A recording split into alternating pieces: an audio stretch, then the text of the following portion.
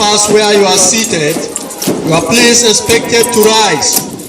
Warrant officers and above in uniform are please requested to salute. Thank you.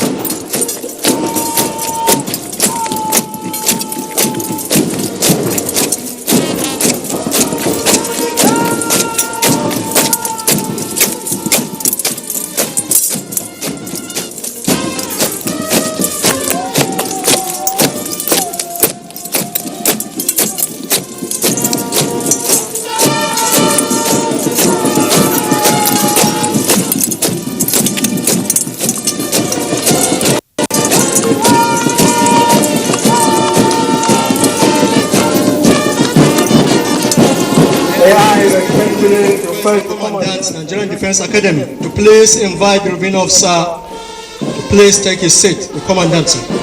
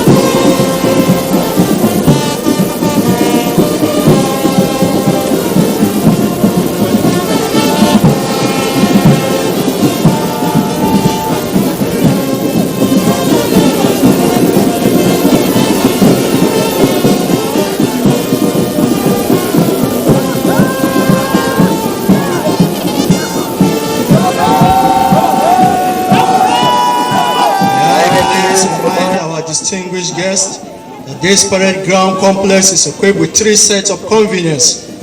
One set each understands A and B, reserved for very important personalities. While directly facing saluting line of flag, another set of convenience reserved for our distinguished guests, seated at C, D, E, F. Adequate security and administrative arrangements have been made for your safety.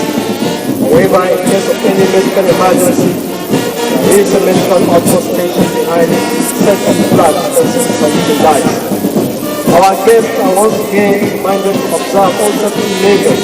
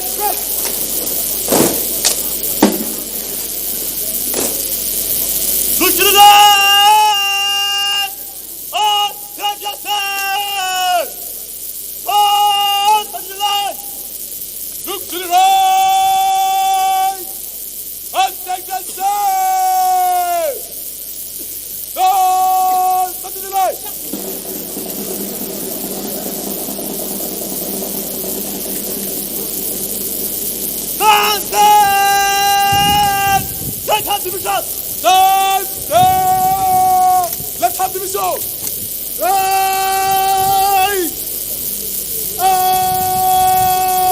Front.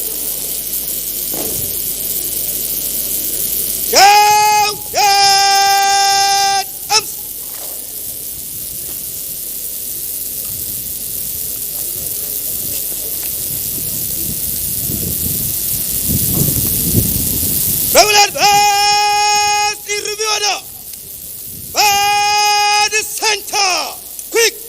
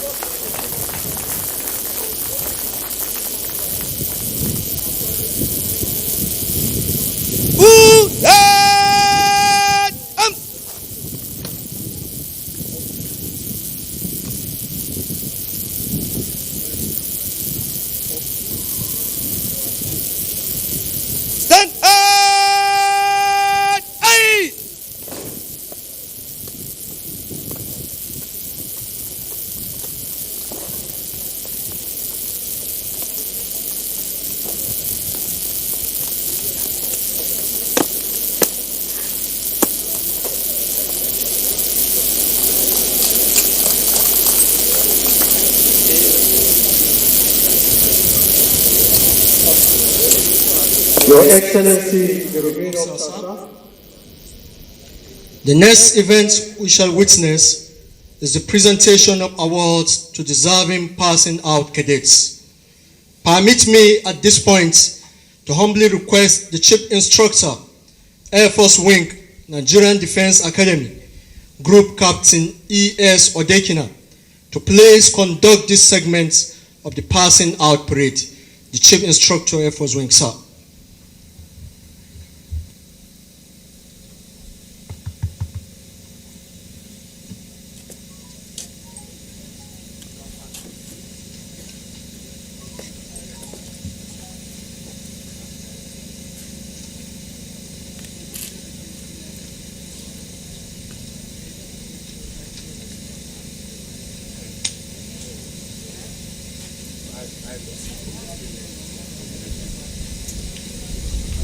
Your Excellency, President Muhammadu Buhari, Commander-in-Chief of the Armed Forces of the Federal Republic of Nigeria. I am Group Captain E.S., the Chief Instructor, Air Force Wing, Nigerian Defense Academy. It is my honor to anchor the presentation of awards to deserving cadets of 67 Regular Corps Army and Short Service Corps 46 Army. Permit me to inform you, Your Excellency, that awards were presented to deserving Naval and Air Force cadets of 67 Regular Corps at the end of their 4th year before departing from the Academy. Until recent change in policy, the Naval and Air Force cadets usually file pass at the end of their 4th year in the Academy to spend their 5th year in their respective services and subsequently pass out from there. Hence, only the 67 Regular Corps Army and Short Service Corps 46 Army will be presented awards in this year's passing out parade. The presentation of awards to deserving cadets is a symbolic part of passing out parades of the Academy. It is part of the Academy recognition and excellent reward system meant to encourage cadets to excel and be all they can be. In this regard, awards are presented to cadets who distinguish themselves during the training session in the Academy. The awards to passing out cadets is in line with the Nigerian Defense Academy standing orders on cadets training. 3 categories of awards will be presented today, namely Commandant's Award, Medals of Honor, and Sword of Honor. First is Commandant's Award. The Commandant's Award is presented to a passing out cadet who is the overall parade commander of a course during passing out parade. Next is Indian Shield. The Indian Shield Award is given to the cadets who has the highest possible scores among the passing out cadets in tactics for the Army, rules of the road and navigation for the Navy, and aerodynamics for the Air Force. Next is Bronze Medal. Bronze Medal is awarded to the cadets who stand third in the order of merit among the passing out cadets of the various services. The award is based on a cumulative performance covering the cadet's stay in the Academy. Next is Silver Medal. Silver Medal is awarded to the cadet who stands second in the order of merit among the passing out cadets of the various services. The Silver Medal Award is also based on a cumulative performance covering the cadet's stay in the Academy. Lastly, in this category is Gold Medal. The Gold Medal is given to the best cadets in order of merit among the passing out cadets of the various services. Again, the award is based on a cumulative performance covering the cadet's stay in the Academy. Next is the Grand Award, the Sword of Honor. The Sword of Honor Award is presented to the best all-round cadet of the passing out course to be commissioned. It is based on cumulative performance covering the 5 years for the regular course cadets and 9 months for the short service cadet course cadets stay in the Academy. In granting this award, consideration is usually given to the cadet's performance in academics, common to service subjects, peculiar to service subjects, personal qualities, leadership, and extracurricular activities as applicable during the cadet's stay in the academy. The award winners in short service course 46 Army are bronze medal, SSC 4846, Cadet J. Aminu.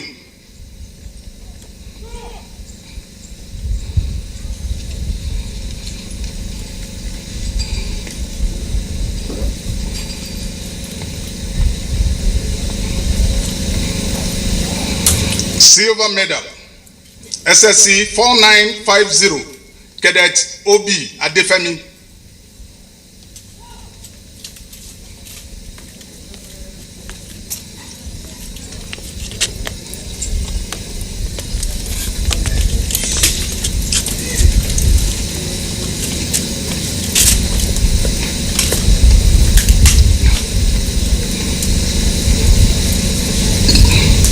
Gold medal, SSC 4798, Cadet M.B. Abdullahi.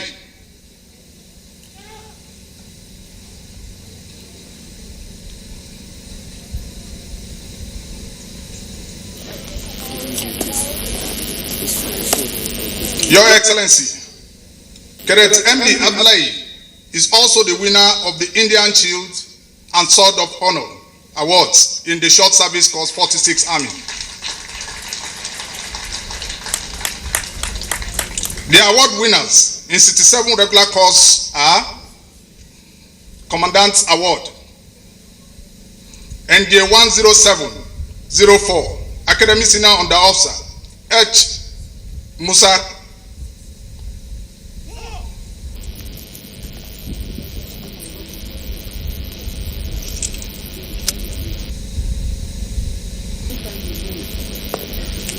Bronze medal, NDA 10892, Company Senior Under Officer S.A. Olaiton.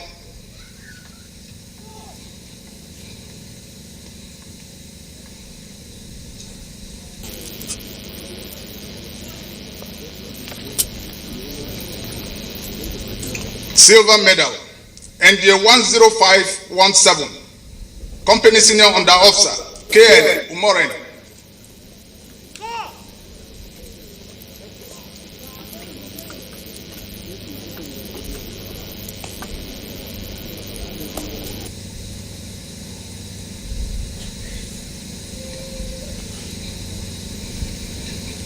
Gold medal, NDA 10897, Battalion Senior Under Officer I.O. Salami.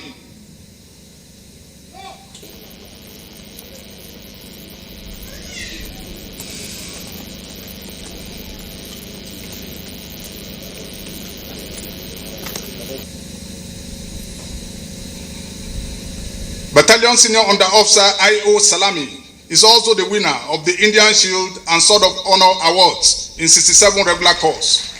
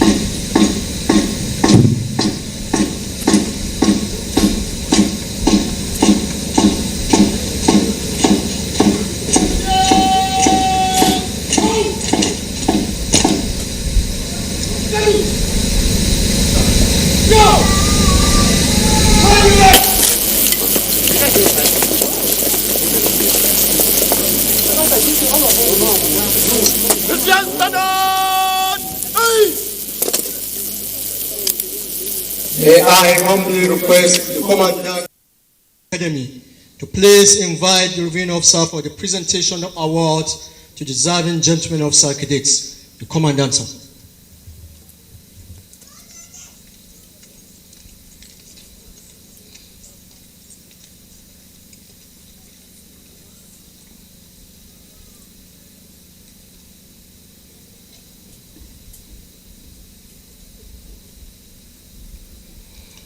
For short service course 46, bronze medal, Cadet J. Aminu.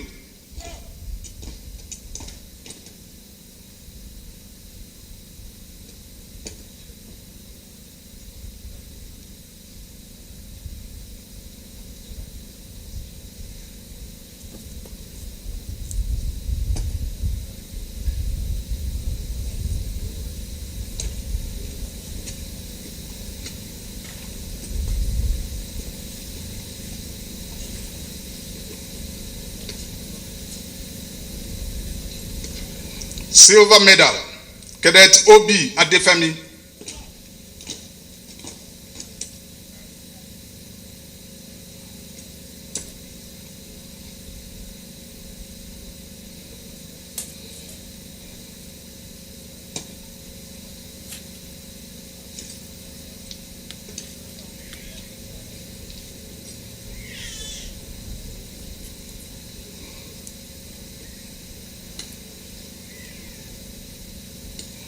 Gold medal, Cadet M.B. Abdullahi.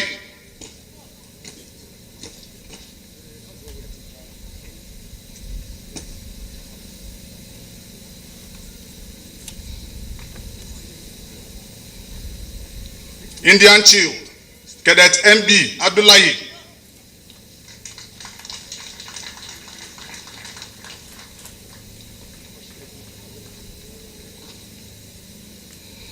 Sword of Honor, Cadet M.B. Abdullahi.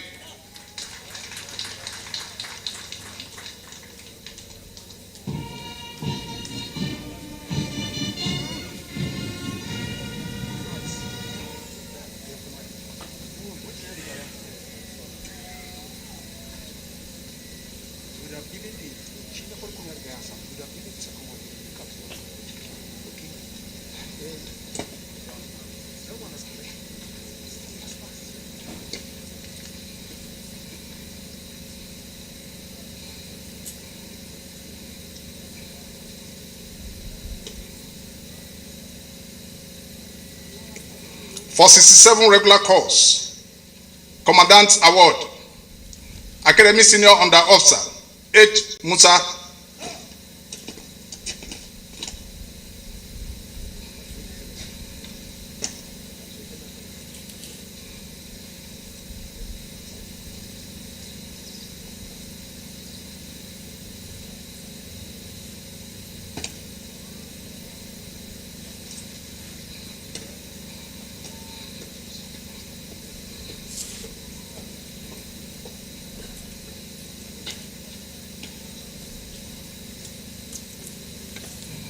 Bronze medal, Company Senior Under Officer, S.A. Olaito.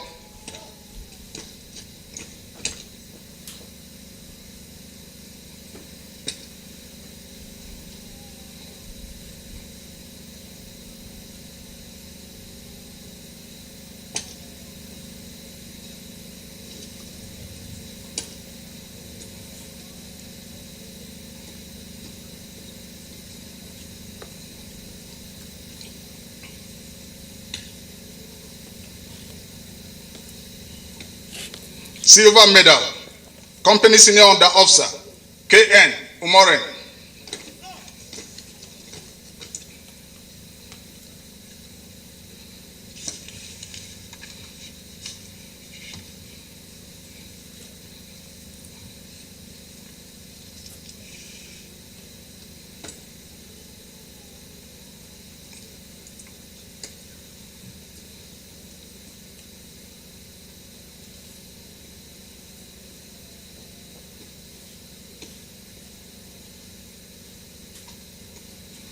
Gold medal, Battalion Senior Under Officer, I.O. Salami.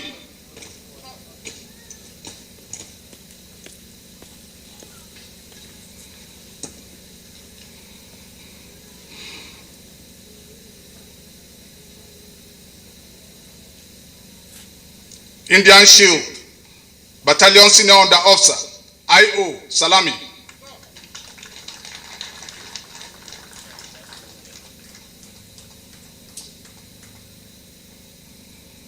Sword of Honor, Battalion Senior Under Officer, I.O. Salami.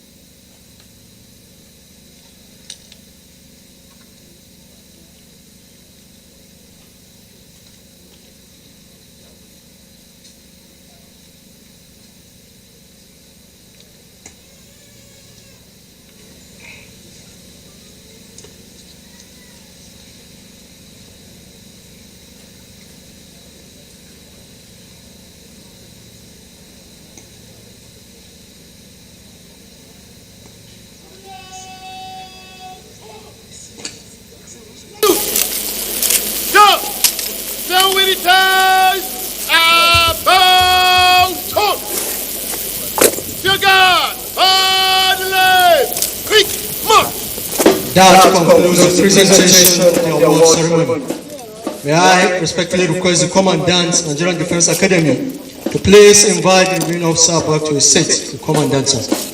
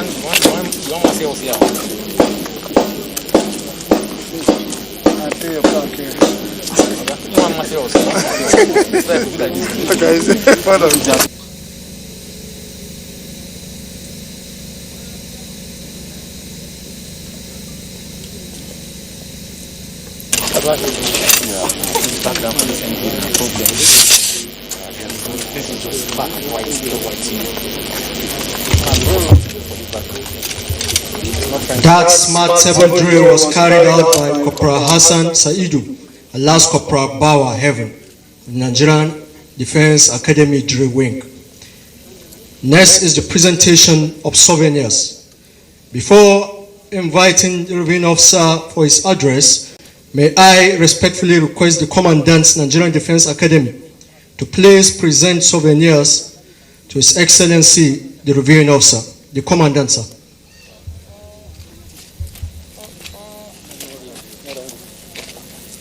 See, take over there.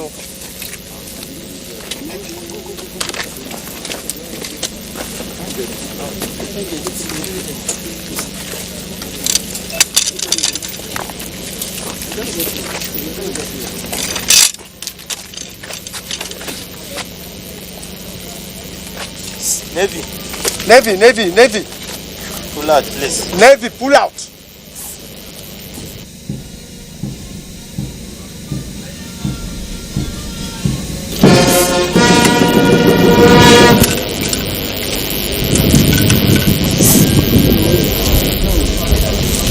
Navy, come now. Navy.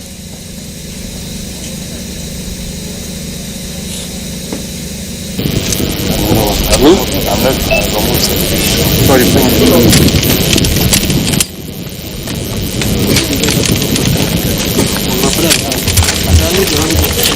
Thank you very much, sir. Your Excellency, the reviewing officer, sir.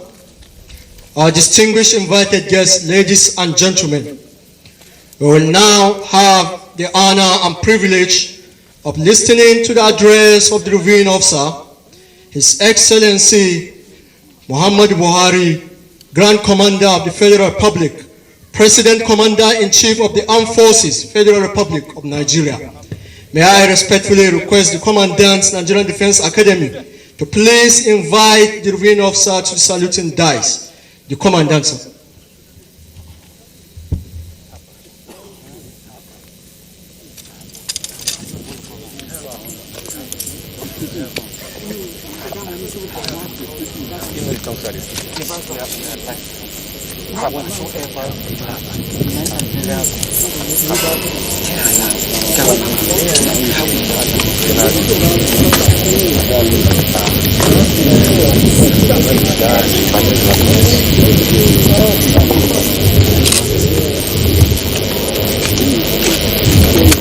The President of the Senate, Your Excellency the Governor of Kaduna State, members of the National Assembly, Honorable Ministers, Minister of Defense, and the other members of the Federal Executive Council, Chief of Defense Staff, Service Chiefs,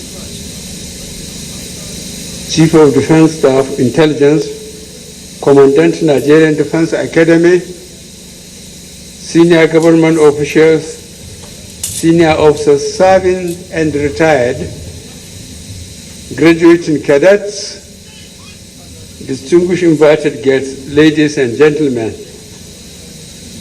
I am most delighted to witness yet another passing out parade of Nigerian Defense Academy, this time in honor of the cadets of the 67th Regular Corps and Short Service Corps 46 Army.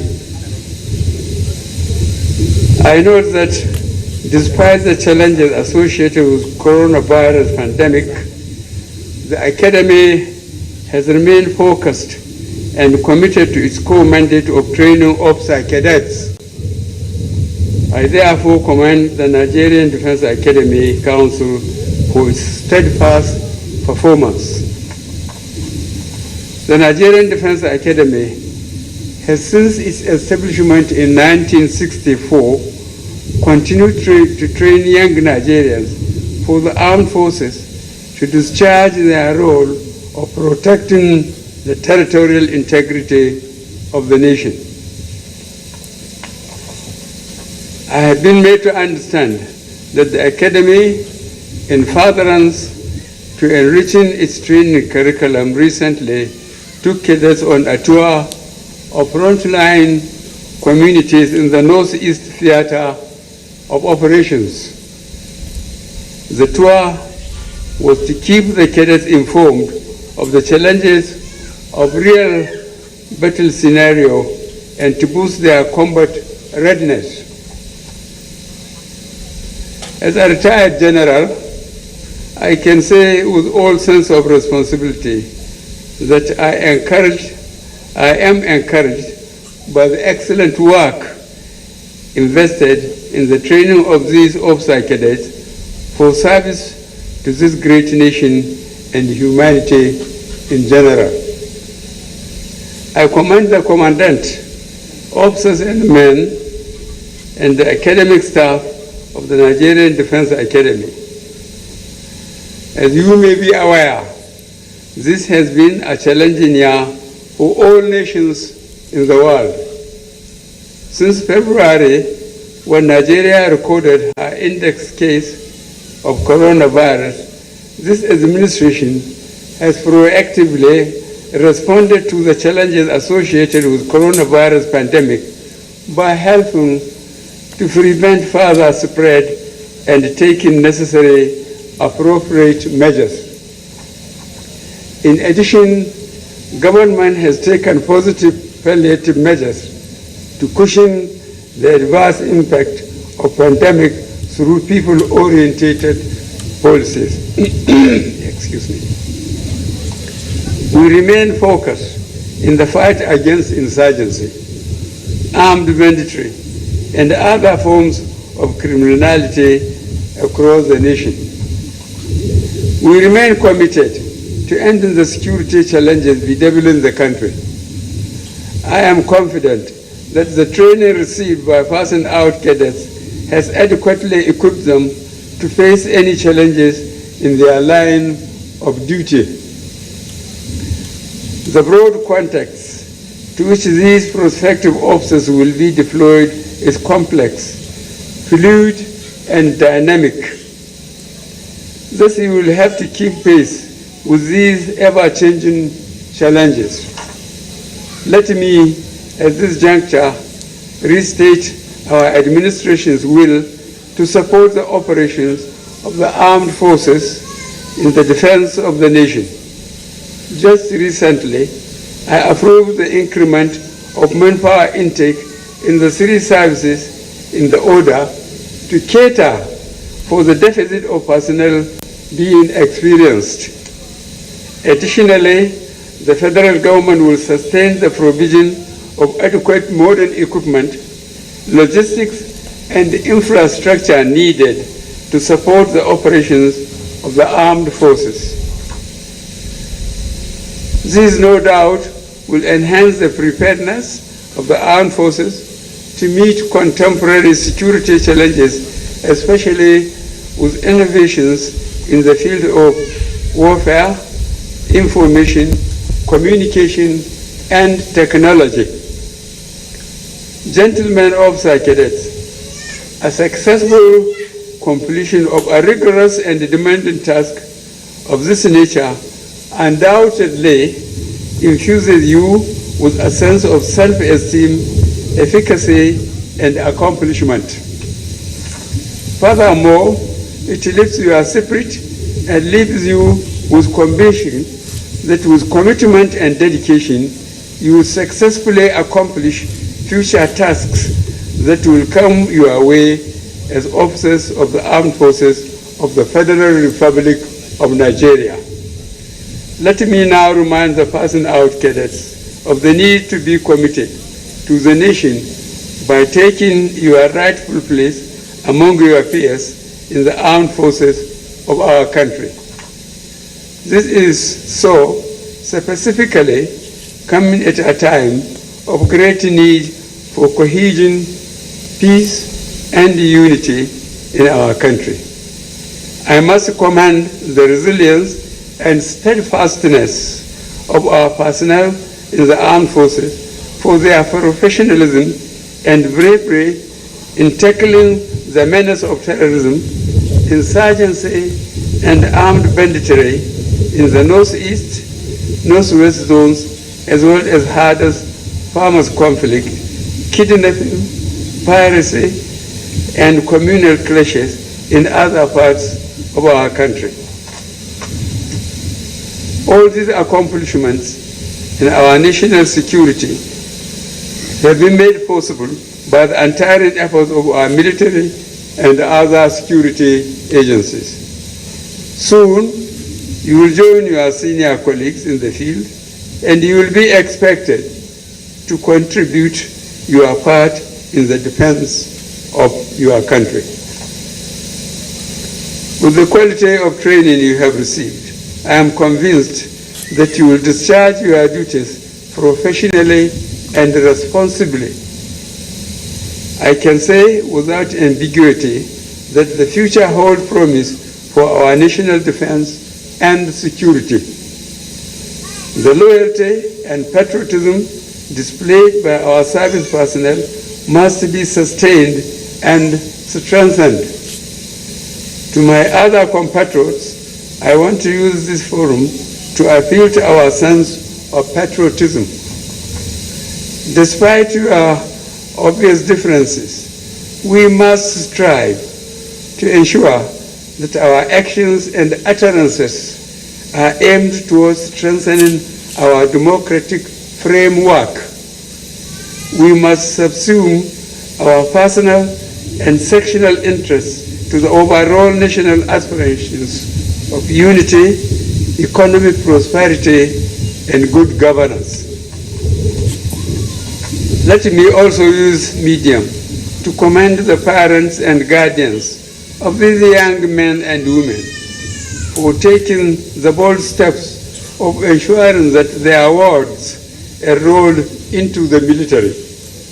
I therefore congratulate you and your wards for this choice of career paths. Finally, I want to thank the Commandant and the entire staff of the Academy for their relentless efforts in ensuring these young Nigerians received adequate training that will enable them to contribute their quota to nation building. I therefore wish you all safe journey as you return to your respective abodes. Long live the Federal Republic of Nigeria. I thank you all.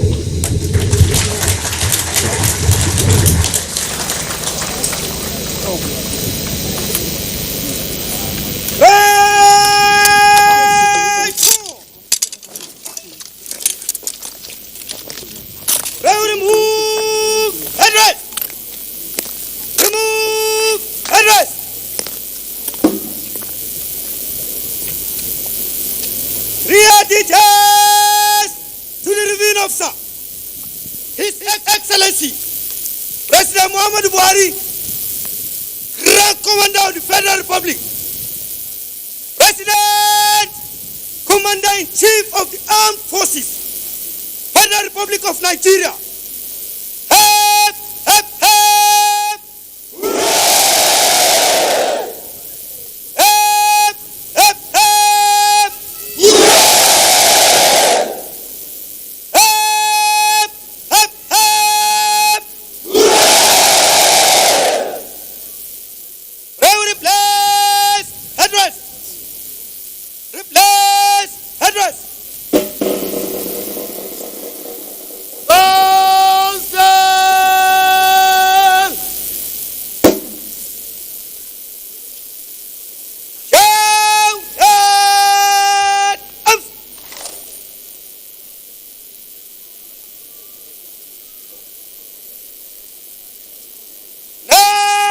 National salute! Present arms! Shall we rise for the national anthem?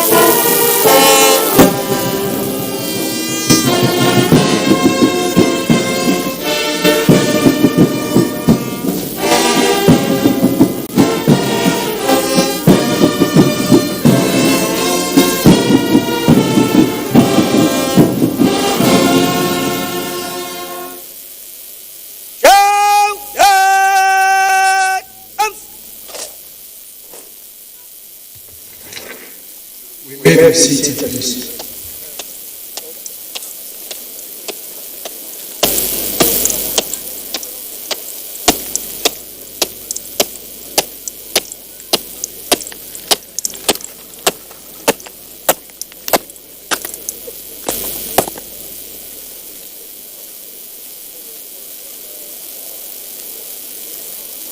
May I have your permission to file past the colors, personal cadets, and for the rest of the parade to march off, Your Excellency.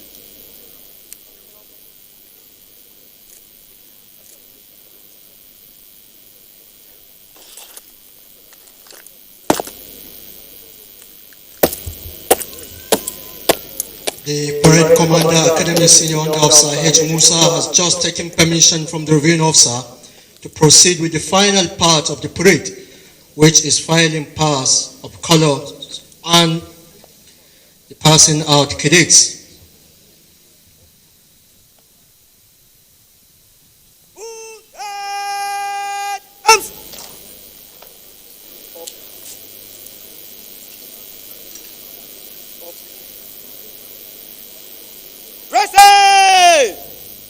In open heads, inward thrust.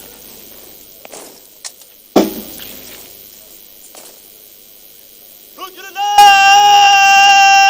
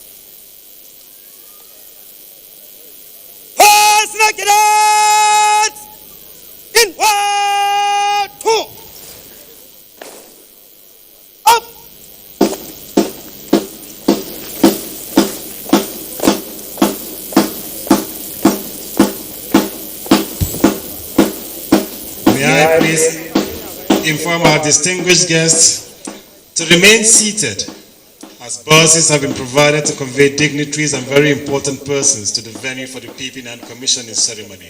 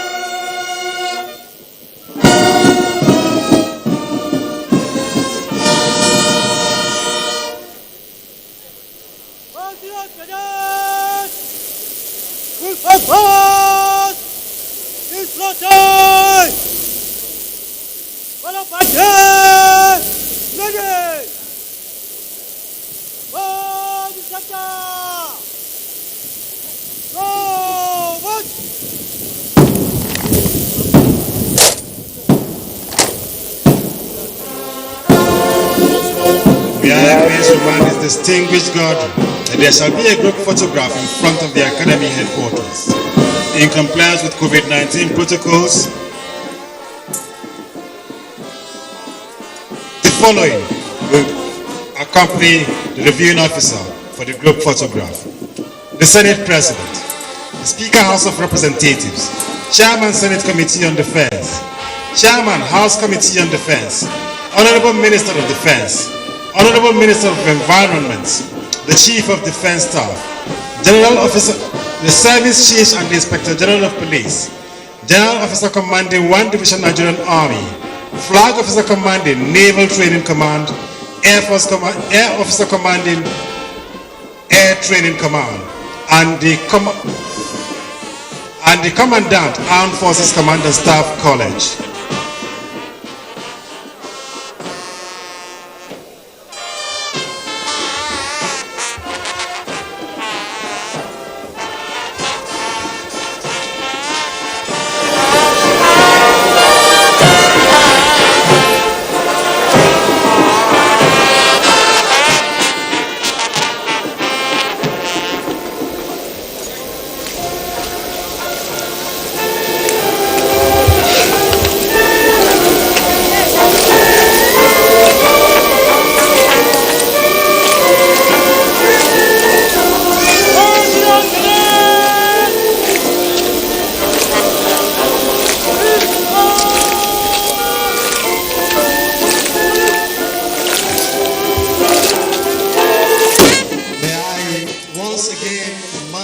Distinguished audience that there will be a group photograph in front of the Academy headquarters. However, in compliance with COVID-19 protocols, only the following are to take part in the group photograph: His Excellency, the Reviewing Officer, Senate President, Speaker, House of Representatives, Chairman, Senate Committee on Defense, Chairman, House Committee on Defense, Honorable Minister of Defense, Honorable Minister of Environment, the Chief of Defense Staff, Service Chief and Inspector General of Police, General Officer Commanding 1 Division Nigerian Army, Flag Officer Commanding Naval Training Command, Air Officer Commanding Air Training Command, Air Officer Commanding Ground Training Command, Commandant Armed Forces Command and Staff College, Chief of Defense Intelligence, Permanent Secretary, Ministry of Defense,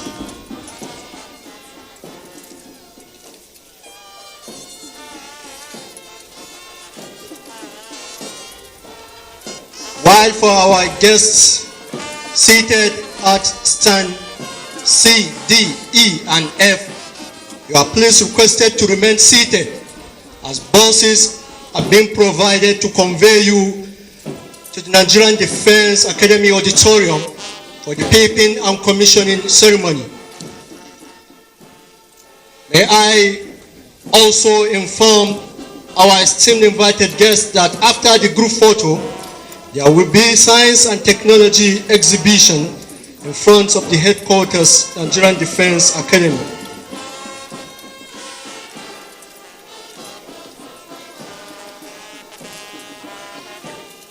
High points of the group photograph and the science and technology exhibition is the signing of the Nigerian Defense Academy visitors book by the special guest of honor, the reviewing officer for today's combined passing out parade.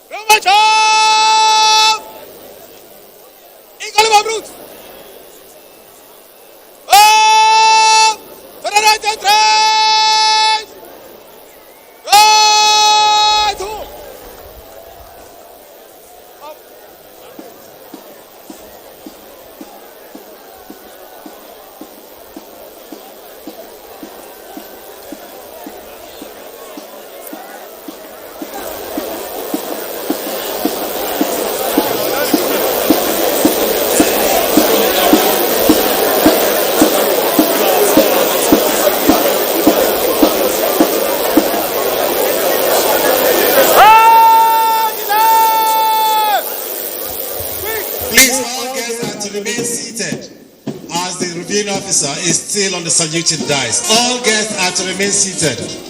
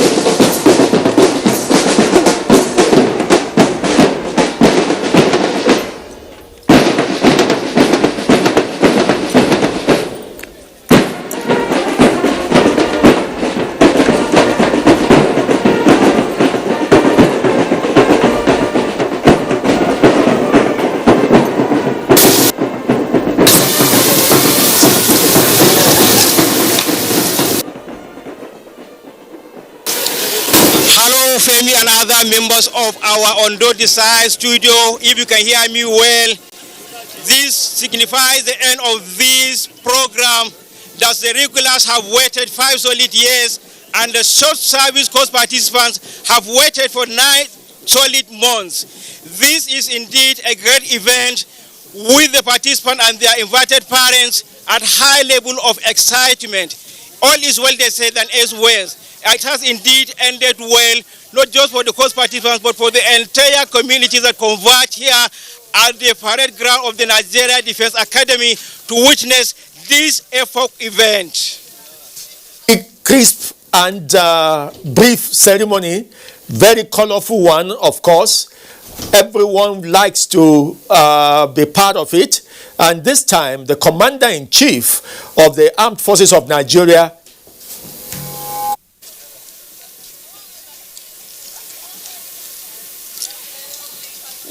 Chief himself has attended, and he is the reviewing officer for this event. But of the Nigerian Defense Academy, it has been an excited moment. With the participants, their invited parents, the chief reviewing officer, President Muhammadu Buhari, challenging the graduating cadets to be more dedicated in the service to fatherland. This event coming just 9 days after the celebration of Nigerian independence is another testament of the growing capacity of the Nigerian Armed Forces towards ensuring the defense and security and territorial integrity of Nigeria. Now let me, Major Ma, this event, the calendar for the Nigerian Defense Academy was really not disrupted by COVID-19. Normally, this passing out parade is held in September, and this is October, so they have missed it only by a few weeks. However, everything has gone according to the plans of the authorities. The military continue to train our officers, and because that is one area we cannot allow to have any quiet time. Shut into the operational fold of the Nigerian Armed Forces. This brings to a total number of 21,107 officers that have been graduated by the Nigerian Defense Academy here in Kaduna. And this about all we can comfortably accommodate at this session. We now hand you over to Femi and other members of our Ondo State Decide studio. Happy viewing. Thank you very much, Major Ma. That was a very crisp and beautiful event, attended as the reviewing officer, the Commander-in-Chief of the Armed Forces of the Federal Republic of Nigeria himself, President Muhammadu Buhari. And I was saying that the Nigerian Defense Academy did not have a disruption of its calendar because of COVID-19. Normally, this event is held in September of every year. This is October, so they just missed it by a few weeks. But the training of the military in Nigeria is one area that must continue, particularly in the light of the challenges we have.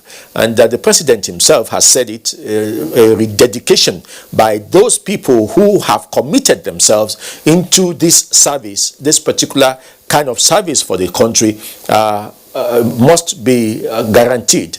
And so a very colorful event. We have had to give a little respite to our focus on Ondo elections, and there are updates we should be giving you as the studio reopens now. But let me go to Fisayo. There are a few updates, Fisayo. I don't know if you have some of them coming from your end. Let's also look at if from Abuja. I was only going to say to Major Ma there, he was wearing his Babariga and trying to march along with the newly graduating military officers, and I'm sure they won't give him any certificate, but we appreciate his effort. Welcome back to Akure, the communication hill here where NT Akure is, and of course we have been having feelers as well as reporters from different parts of the state giving us updates as to what is happening there. We'll just try to scroll and see if I can get some of the latest information, and we understand that INEC has confirmed that there was an incident last night during the movement of personnel and materials to the riverine registration areas of Ilaje local government area of Ondo State for today's governorship election. Fortunately, all personnel and election materials were rescued when the boat capsized. This was made possible by the officers and personnel of the Nigerian Navy who escorted the boats. And then the movement was eventually concluded and voting commenced as planned in all polling units in that local government area today. INEC has commended the resilience and professionalism of the Nigerian Navy as well as those of all other personnel involved in the exercise. Reports now reaching us indicate, of course, that the candidate of the All Progressives Congress and incumbent governor of Ondo State, Oluwarotimi Akeredolu, and his wife, Betty Anyanwu Akeredolu, have cast their ballots at Ward 5, Unit 6, Ijebu 2, in our local government area of Ondo State. The governor commended the Independent National Electoral Commission, INEC, for the seamless coordination of the exercise.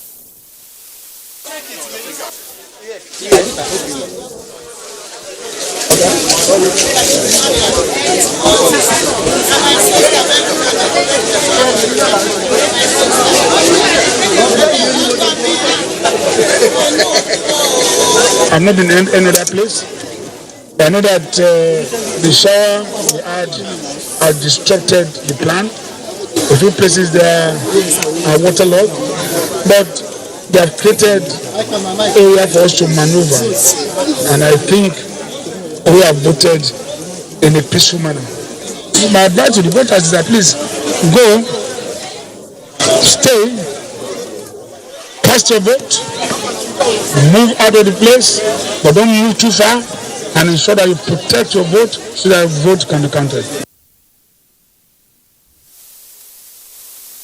All right, the governor there. We are trying to reach our correspondent in Elijah Sodu, perhaps to give us some update in terms of what happened to that boat mishap yesterday. We'll be linking up with Doris Olumoko in the course of this broadcast. That was the governor of Ondo State, Governor Oluwarotimi Akeredolu, and his wife, Betty Anyanwu, who have cast their ballots at Ward 5, Unit 6, Ijebu 2. In our local government areas of local government area of Ondo State. I will be giving you information concerning other candidates. We understand that our reporters are just getting ready to capture them, cast their ballots, and then we get their reactions as well. Meanwhile, the electorate came out early at Ward 5, Okelisa quarters, as early as 8:30 in the morning to exercise their franchise. However, there was a delay in enforcing some of the NCDC COVID-19 protocols by INEC officers while the electorate waited patiently. Agatha Egware Ojo gives us that report. All right, this is Umesi Traditional Market in Okelisa quarters, precisely Ward 5, polling unit 6 in Akure South local government area. Here the voters came out quite early, waited patiently, and of course voting commenced at exactly 8:30 this morning. It's more of a residential area here. You see quite a number of people on the queue. But one thing I've observed here is on the queue, when it gets to your turn, there's a presiding officer dedicated here to check the temperature first of prospective voters, and of course then they are given sanitizer to sanitize their hands before they are allowed to go in here to get accredited before they vote. Of course, voting and accreditation are going on simultaneously, and of course I have somebody who has voted. He will be telling me all about the process, what he thinks about the process, how long he stayed before he voted. My name is Chief Niyi Omatara, the Obaloja of Okelisa here. Okay. The Obaloja of Okelisa. Yes. Okay. Now, can you tell us all about the process? You have voted. I don't voted.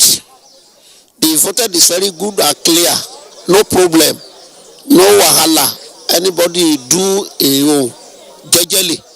Our police there way they cooperate with us. Our party agent he cooperate with us. No problem. Yes. Thank you. Did they check your temperature? Did they check? Yes, he check our well. Our temperature. He put something for our hand. I rub him. He take something to our heart. No problem. There is enough security on ground. At least I've spotted about 8 security personnel in uniform. My name is Omoni Yadebukola. As you can see, we've started the voting already. And I said earlier, when we are talking about the COVID-19 procedure, as you can see, majority of them, they have their face mask. But the problem that we have here is a issue of spacing. You know how people can behave at times, but they said they will observe it. And all the INEC officials, they are already there. They've started. And people are not canvassing for other people. Everything is in order. Okay, but earlier I noticed that there was some form of shouting and all of that. What was exactly the issue? The issue is that they are complaining that the cubicle is not well placed. That when they vote, they are looking at what they have, the way they are voting, and the kind of people, and they will just pace it. But now they've readdressed the issue. I think the cubicle is well placed. It's getting a bit rowdy now, but the security officers are here trying to do their bit to ensure that this place is calm. My name is Comrade Adebayo Olumoyiwa. My argument is like it's coming to rain. So I want to ask the officers in charge, what is their plan? What is the plan B if the rain started falling? Just as he expressed fear, it began to rain, but the presiding and security officers quickly intervened by providing a makeshift shelter in the market close to the polling unit. Many thanks to reporters there. Let's quickly rejoin Abuja, where Femi Okewo is standing by. I understand you are also in talks with one of the officers there, the INEC officials there in Ilaje. Ilaje is the southern part of the state, it's a coastal area. So Femi Okewo, is over to you. Yeah, thank you. It's true, Fisayo. We have Ibiyemi Bolagade on the line. He is the electoral officer for Ilaje local government in Ondo State. And we earlier told you there was an update on a boat carrying materials yesterday. Ibiyemi, are you through with us? We just want to get an update from you about the situation with your electoral materials that was being transported to Ilaje.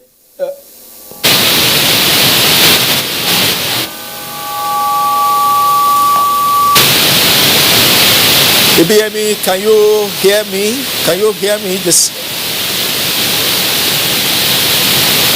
Ibiyemi Bolagade, electoral officer. You can just give us an update on the electoral materials that was being conveyed to Ilaje.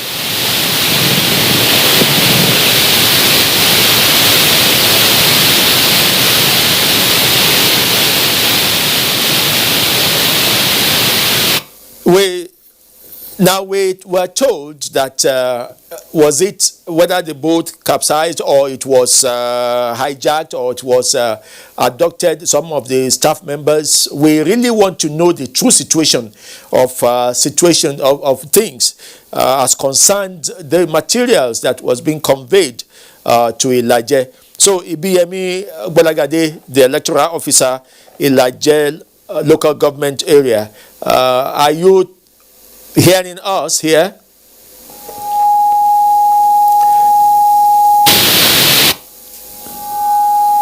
Okay, now we just would have wished to hear firsthand from the electoral officer in that area because there are, of course, it's also certain that there was an incident, but what the nature of the incident is what we are trying to clear right there on the ground, Fisayo. So we are trying to get our link with BME Bolagade, the electoral officer for Laje.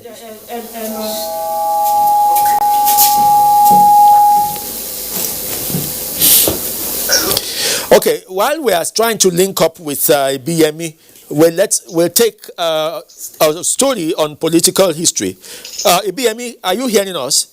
Yes. Oh, thank you. Yeah. Yes. So give us an update of the electoral materials that you had that we were told got missing. There's no electoral materials that got missing here in Laje local government area.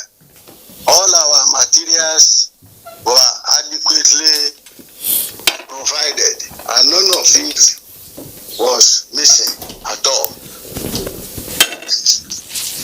Okay, yes, I'm hearing you. So there's actually no truth to all the story about a missing boat? Well, there was nothing like that, though there was a mishap in Ubu 4. And these adult personnel were quickly rescued through the interventions of naval officers. What did you say happened to their boat? There was a mishap along the line while they were going. Okay, more or less an accident. What do you say? More or less an accident. It wasn't an attack? It wasn't an attack at all. Okay. At all, it wasn't. The people were rescued. Okay. Thank God, no life was missing, and no any of our materials, whether small or big, sensitive or non-sensitive, was missing. Okay. All our materials were intact. Good. And for your information, they happen to be the first set of people to set out for today's exercise. Okay. So it wasn't true that any material were missing at all. Okay. Since it was an accident, what about the paper materials? Are they still usable, or you are going to replace them? The paper materials were put inside tamper-proof, so the water didn't affect any of our materials. That was why they were able to retrieve all these materials, because they can't sink. Okay. Due to the fact they were well protected. How about the safety of your staff? To the glory of God, none of them got injury. They were rescued safely and alive. They were the one doing this assignment now. Okay, so that would mean that that mishap only caused a temporary delay. Now that we know that the elections are on, give us an idea of what time, if that mishap affected the start of elections in Ilaje. I said that mishap didn't affect. They happened to be the first set of people to set their poll at their respective polling unit. It didn't affect any process or conduct of the election here in Ilaje. I've just spoken with the SPO, who told me that everything is going on smoothly. Okay. So there's no problem at all. Okay. Mr. Bodagbade, let's wait for Fisayo Ogunfuyi, who is there in Akure, if he has one or two interventions, anything to contribute. Fisayo, you're monitoring us, you're hearing us. Do you have anything to ask BME? Thank you very much. Just to ask Mr. BME, in terms of when we talk about materials, we also talk about the personnel. Are they still in high spirits in terms of conducting the exercise, or were they shaken having tasted the waters of Elijah?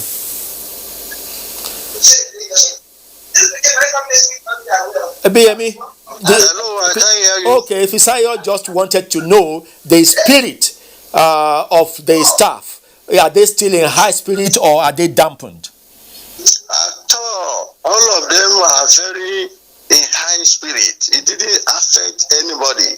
Yeah, they were even looking fine and happy to do the job, and they are doing it satisfactorily.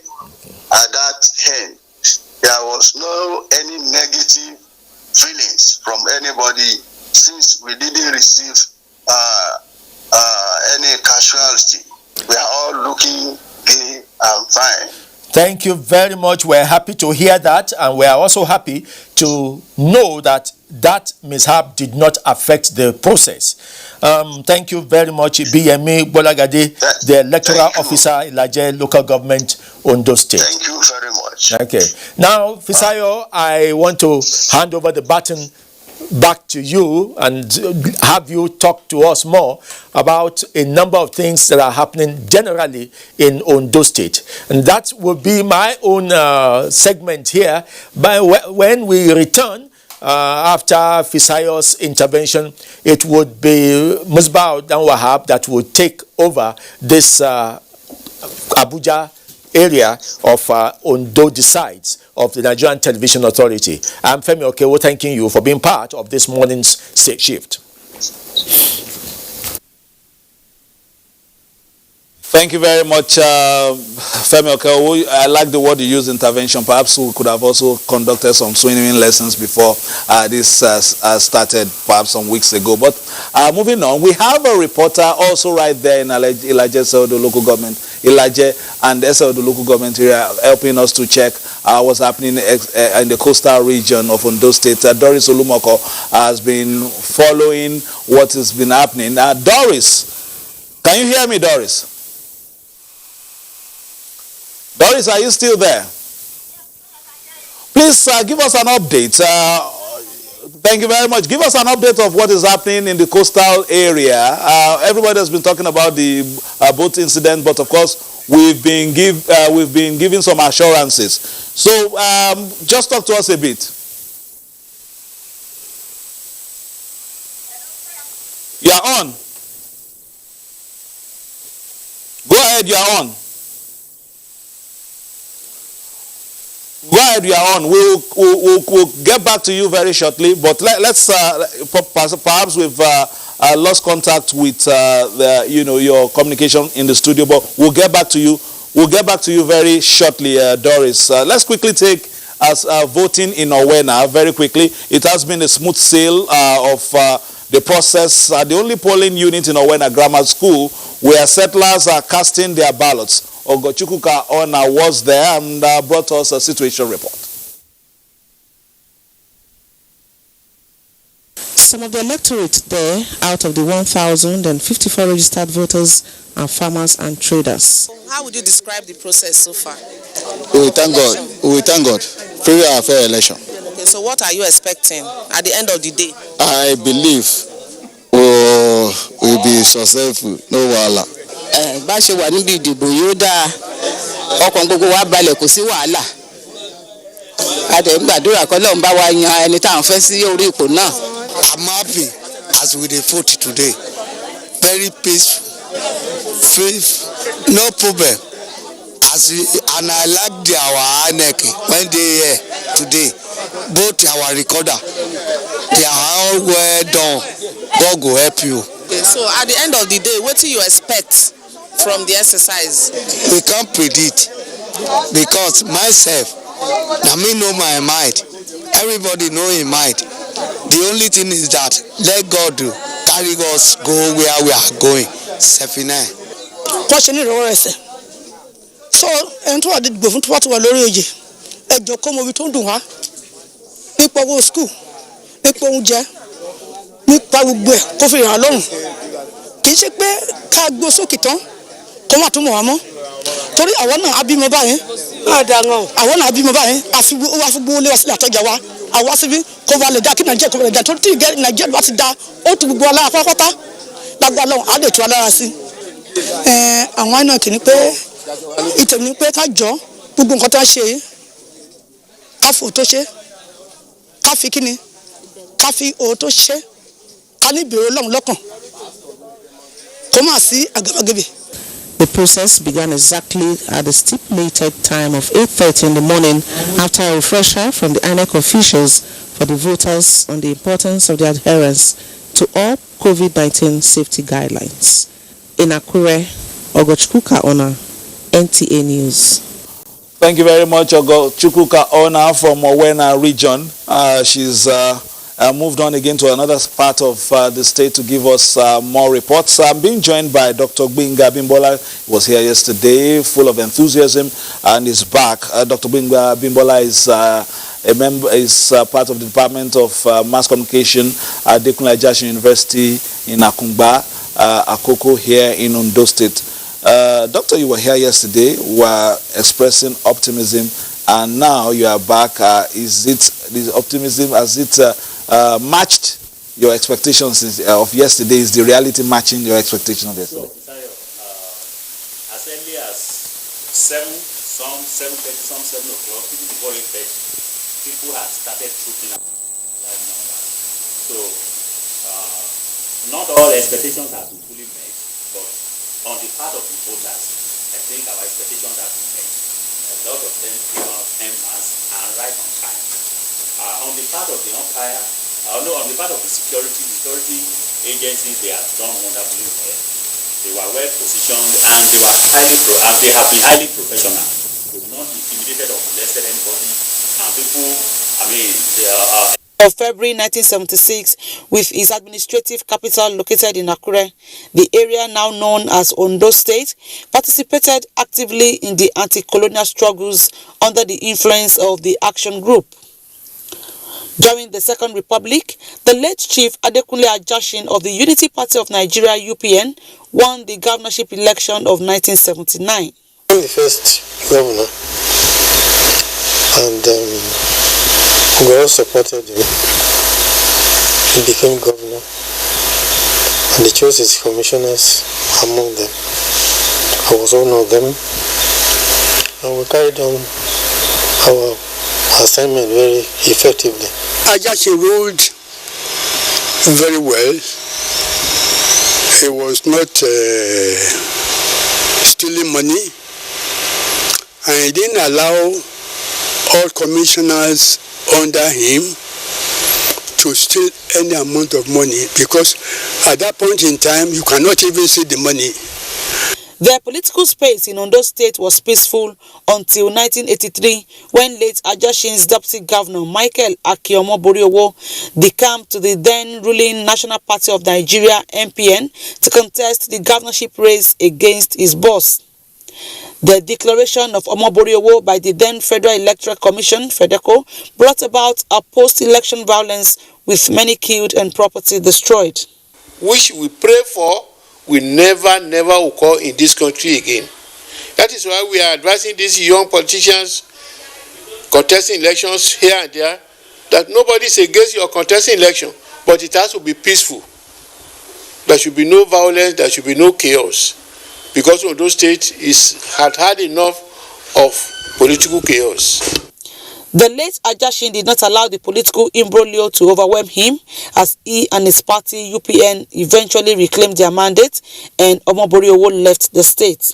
A few months later, the military took over, and late Commodore M.B. Otiko was made the military governor of Ondo State. We were on that until Babangida started the Third Republic, and the Third Republic lasted for about midwifing of the program. But the two major political parties at that time was SDP and NRC. They were the two registered political parties.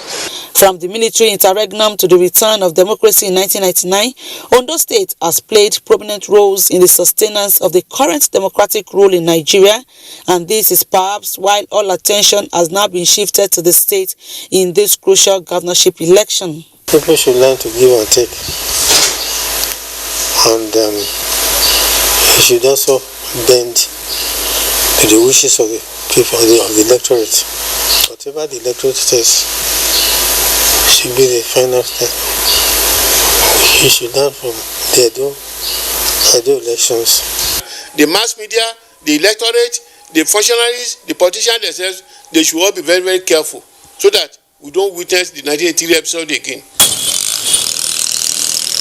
As the popular saying goes, those who cannot learn from history are doomed to repeat it. Stakeholders want the people of Ondo State to tread softly and resist any attempt to drag the state on the path of political unrest again.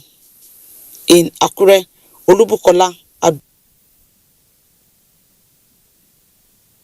Buki for that report. We're trying to link up with reporter Doris Olumoko in Ilaje. But before then, she sent in this report and she says accreditation and voting commenced on schedule in Ugbo, Ilaje local government area of the state. Let's hear from Doris. She filed this earlier. We are at LA Primary School, Ugbo, and this is Ugbo 2, Ward 8. Where we have 2 polling units for Ugbo Zone 1 and Ugbo Zone 2. Here we have a total of 1,223 registered voters, and voting and accreditation has commenced. Now, I have with me the supervising electoral officer here who will talk to us about the modalities for today's voting exercise. Good morning. Good morning. We realize that voting has commenced here in Ugbo Ward 2. Now, so far, what are the arrangements on ground for the voting process? My name is Nzenwa Loze. I'm the registration area supervisor for Ugbo 2, Ward 8 in the Nigerian local government area. As you can see, all our machines and our staff are security are appropriately positioned, and accreditation and voting has commenced effectively. Okay, thank you very much. And what we observed here this morning is that when the voters arrive at the polling unit, they are first, their hands are sanitized before they go ahead for the accreditation. Then they cast their ballots. And I have with me one of the electorates who just cast his ballot. Now, how was your experience? My experience in this election now, I say that since we have been conducting election, this one that we just started now is very good, more than the one that we conducted before, because the election started earlier and it's straight, no much crowd, and everybody is being with the law, putting his face mask and answer before the casting of the vote, and everything is not. And the security are very alert. Thank you very much. It has just told us that the process was fast and smooth. Now from Ugbo, we are moving to another polling unit, still bringing you election updates from Ilaje local government area in Ondo State. I am Doris Olumoko, and it's back to you in the studio. Thank you very much, Doris. More stories coming in. But before then, Dr. Bibola, we had a few challenges with your audio, and we want to, you have the floor now in terms of your experiences so far. Doctor. Yes, as I said earlier, that the expectations, we were talking here yesterday, we said most of the expectations have been met. On the part of the voters, they appear to be ready, and they came out early and in large numbers. Security men, highly professional. INEC also got the materials to the polling centers early enough. So then that we need to still talk to the umpire, the INEC, that in some units, the card readers were not really functioning well, or maybe where we have large people, large turnout of voters, one card reader slowing down the process. But in some, we got some reports, Okitipupa, some areas where card readers were actually malfunctioning. I think they should activate their response mechanism. INEC should activate its response mechanism, the backup plans they have, to make sure that people are not disenfranchised and the voting process is not unnecessarily delayed. Because if people will have to wait for hours before a card reader will function, they might be discouraged. So these are some of these little challenges we have to talk about. But for movement, people had traveled, as we discussed yesterday, they traveled since 2 days and yesterday. So nobody had the opportunity of traveling today, but some people even trekked long distances where they registered to go and vote. So it shows that people are really ready to vote this time around. All right, a key aspect of this, exercise is a sector, persons living with disabilities, and they have commended INEC for giving them a sense of belonging in the electoral process. Now let's hear from Uluwakemi Ademola, who is standing by with her report. Thank you, studio. This is Ward 8, Unit 12 in Ayeyemi area of Ondo West local government. Ondo West local government area has the second highest voters register according to INEC. And voters are on queue with their face masks on. There is large turnout of voters, while accreditation process and voting are going on smoothly. I'm here with Mr. Adesina. So far, what is that?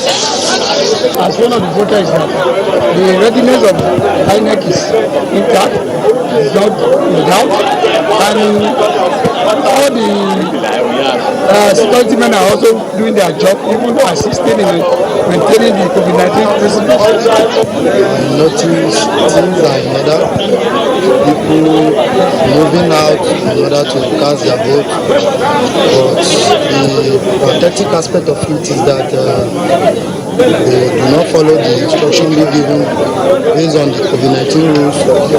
Security personnel are also provided to ensure orderliness and security personnel are also helping in applying hand sanitizer to the hands of voters. Thank you, studio. Thank you, Kemi, for that report. Just while you are doing that report, Barrister Esther Ozoma, a regular face on Nigeria Decides and now on those Decides on the NTA, has just joined us. Of course, she is the co-convener, Nigeria Civil Society Situation Room. There is expectation, there is reality. Your opening salvo. Well, the expectations for free, fair, credible election is very high. The preparedness of INEC, stakeholders, the police, civil defense, and indeed the Nigerian army validates that expectation. So far, so good. Polls across the 18 local government areas in the places observed by our over 300 observers deployed by Situation Room, opened on time, materials they had. And then for me, the preparedness of Ondo citizens. I tell you, people came out as early as 6:30 a.m. That preparedness for me is, just knocked me clean off my feet. It made me so happy. And when it started raining, all right, in Ijomu, for instance, you know what happened? People stayed on the queue. In spite, despite the rain. And so the enthusiasm expressed by people is an indication that our democracy, has shifted gears. Let me use that word. However, we noticed that the guidelines or rather the protocols, the COVID-19 protocols, were totally discarded. You were talking about Ijomu. So just to give credence to some of the things you are saying, we have someone live there. Ogochukwu Kaona was earlier in Owena, but now he's back in Akure in Isolo area. Ogochukwu can give us situation report there. I hope it's not raining.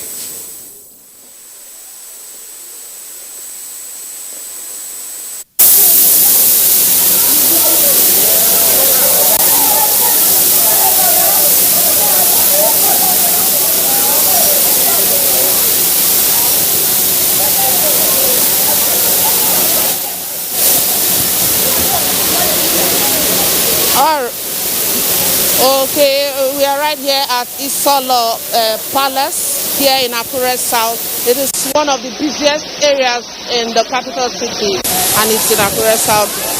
We are right here at Unit 22, Ward 10, and the registered voters 1,175. And when we got here, we met a little bit of a chaotic situation as the people complained that they have just one polling unit attending to the over 1,000 electorates here.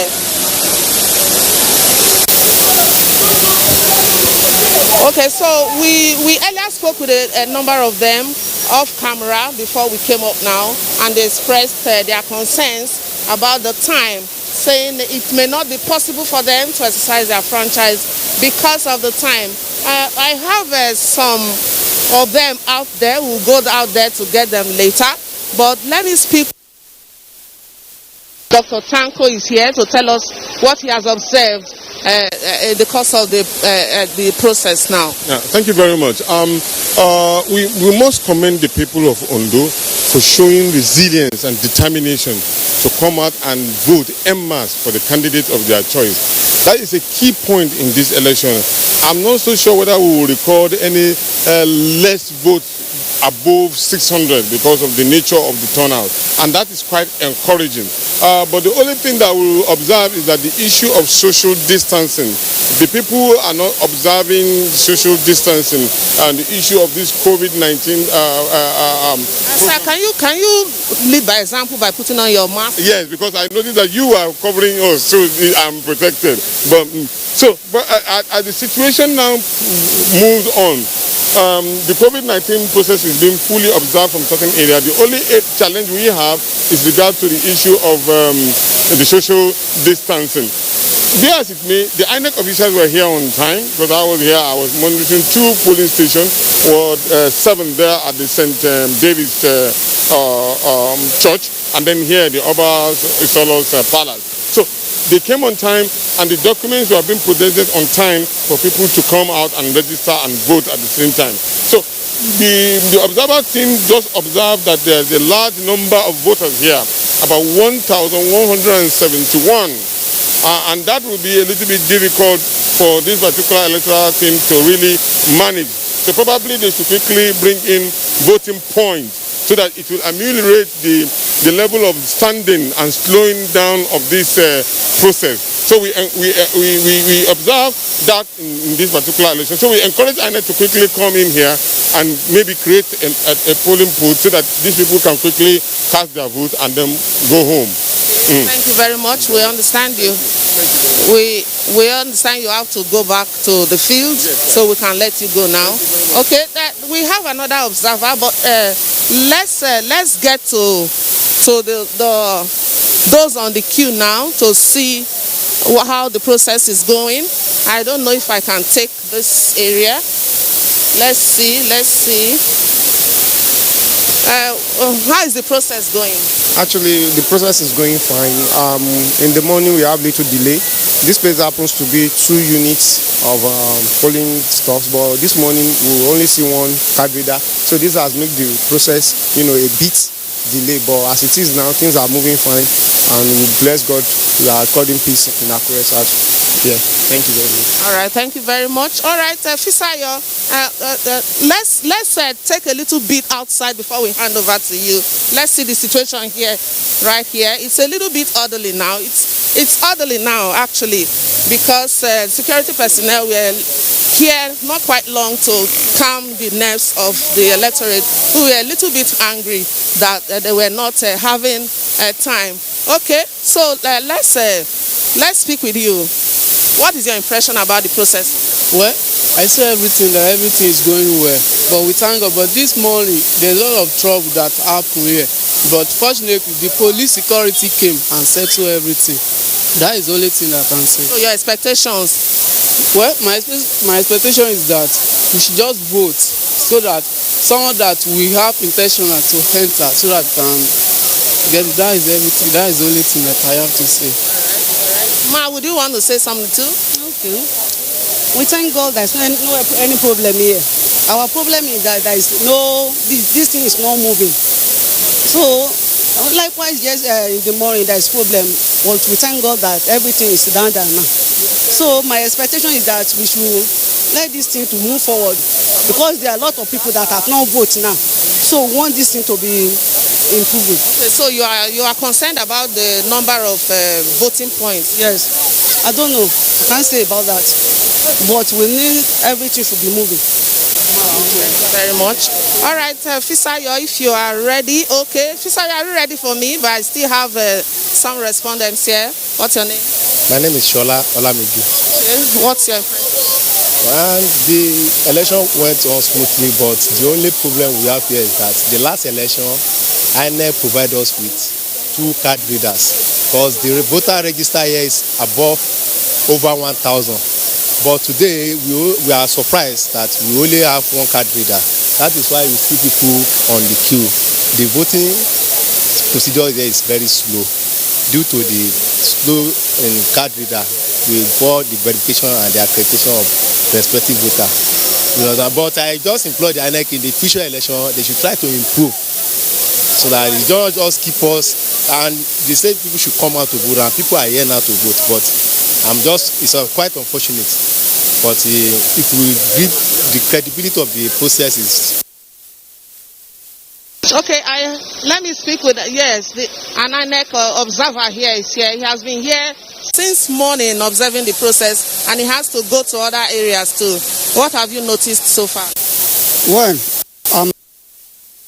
and this is Ward 10, Unit 22. And our people arrived at 7:05 a.m. this morning. And the security personnel, we have like 10 around here, and the physical challenge 1. So you notice.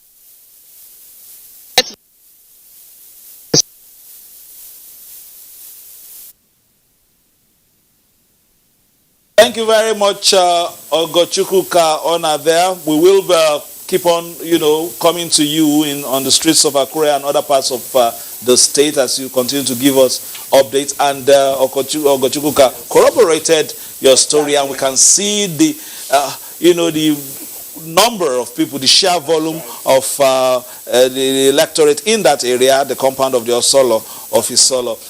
We're being joined by Deputy Commandant General Ilari Kelechi Madu, as of course, of the Nigerian Security and Civil Defense Corps. You welcome to Ondo Decides, the communication village here in Akure.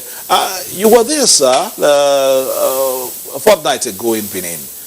Here again, you are in Akure. What are your observations in terms of the security architecture to monitor this exercise, at least the early parts of this today? Thank you, my brother. From our side, what we did was to bring more specialized units from what we did in Edo State. And the little mistakes or challenges we faced in Edo, we used that to make corrections, and those we needed to change, we changed. And the only minus was that we were found out by our management team in Abuja that we didn't enforce the COVID protocol in Edo, which we are trying to do today. Thank you. But in terms of compliance, has it been easy to get the people to, observe this protocol while we're trying to, cast a ballot and exercise our franchise? There's still a pandemic in killing mood. Yeah, people think this is not real. That's correct. That's what people. When we came into this place, nobody was putting on face masks all over the place. But when we were sharing yesterday, we were sharing face masks to our men. Even all the security, all the journalists that came, all of them collected. We get the face masks and sanitizers. You need to see somebody who has this corona. You need to see how he struggles to breathe. And if you are not lucky, that's it. We should all stay safe and remain healthy. Because if you are not, tell me how you can enjoy what you are struggling for today. You want to vote your candidate. You will not live to see whether he won or not. So people should really try. You must not even wear this type of face mask or the one that's sell in the shop. You can use your handkerchief as your face mask. Use it to cover your nostrils and your mouth, and that's it. If you maintain social, as I came in here, I washed my hands. But some that followed did not. They should go back, go and wash your hands and put sanitizer. These things will not remove anything from your body to do. Well, let's quickly talk about the security aspect. Have there been any challenges in the logistics, deploying your men? If you heard what happened in the course of distributing materials in Elijah, there might be even need now to be teaching some of the officers how to swim before you go into those areas these days. So have there been any challenges, one in deployment and then in logistics, to make sure that we have a hitch-free exercise? What stopped some people from going to the centers today, not security agents, because we provided raincoats to them. The rain just stopped a bit to some centers starting on time. And then in a larger area, there's no way any person that knows his onions in security, you post people across the river that don't know how to swim, no? So you can see more of the marine personnel from marine department or units that are posted to the areas. All right. So, and the Navy, wonderful people, they are helping too. In fact, we understand they helped us retrieve many of the materials that were scattered before the fishes got to them. Let's quickly get Esther to say a few things concerning what you have seen so far. You said you were pleasantly surprised. Yes.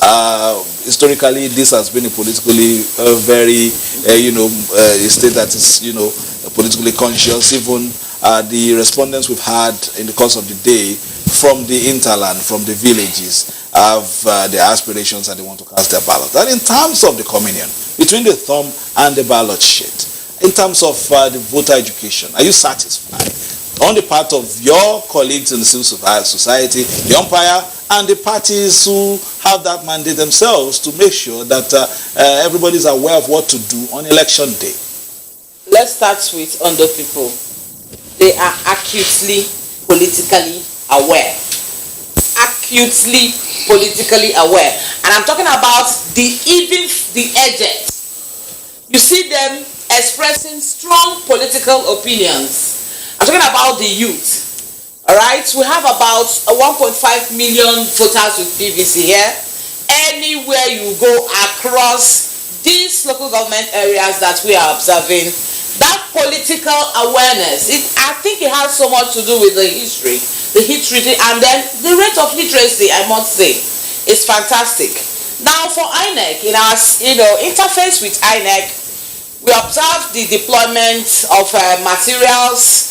We were constantly interfacing with them before today, and we were satisfied, and we did say so, that as facilitators of the election, they had everything ready.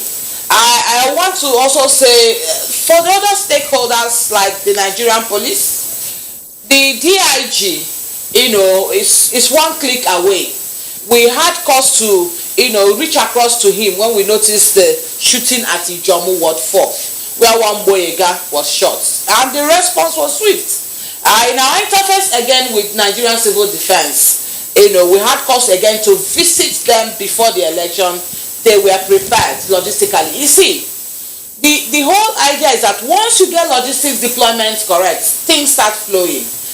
So far so good. The Marine, police also were at hand, and the Navy to retrieve some of the materials and ad hoc staff.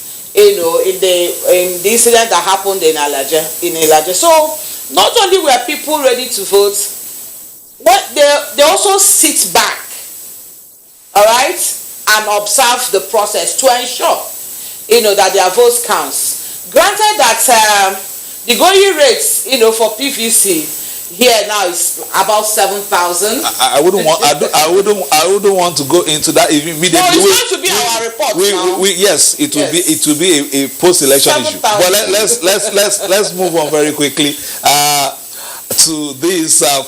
We've talked about the riverine area, the coastal areas, the flat lands. Now let's go to the hills. From Alade polling unit Ward 2 in Idore, local government area of Ondo State. Our reporter says persons with disabilities were accorded special preference while casting their ballots. Olubumi Roju has this up. This This is Ukiagula, Unit 11, Ward 2 in Alade Idori, in Idori, local government area of Ondo State. About 789 eligible voters are expected to vote in this polling unit. Officials of the Independent National Electoral Commission, INEC, have commenced accreditation and voting, with both young and old alike coming out in their number to cast their vote. One of such voters is a 65-year-old Samuel Ojo, of physically challenged, who says the process has been smooth as considerations were provided for the disabled. As far back as 1979 that I've started to vote. So if you can see me now, you see I am handless, so that I am the first one to vote, so that they give me the order. And you can see the turnout of voters very early too. Everything was conducted in strict compliance with electoral guidelines. It's also important to point out that security agencies, election observers are on ground to perform their specific duty in a bid to ensure a peaceful electioneering. From Idori, Olubumi Iroju, NTA News. This other one, former governor of the state, Olusegun Mimiko, and his wife Oluwakemi cast their votes at Ward 7, Unit 20 in Ondo West local government area of the state. The former governor described the exercise as impressive. So how will you want to be the process so far? Well, on the face of it,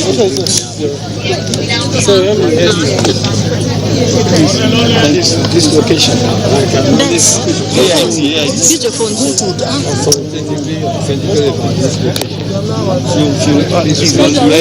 before I got here, you are blocking your face.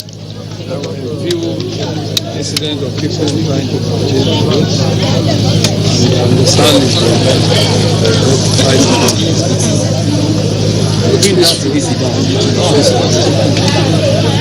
But we need to get a report from that location before I can make any meaningful comment. So how do you want to assess the turnout? This looks impressive. Here, this location, I can speak authentically for this location. This looks very impressive. Especially when you do it from the backdrop of all the threat, all the pre-election brigandage that give us some trepidation about voter turnout. But I think this place, the turnout is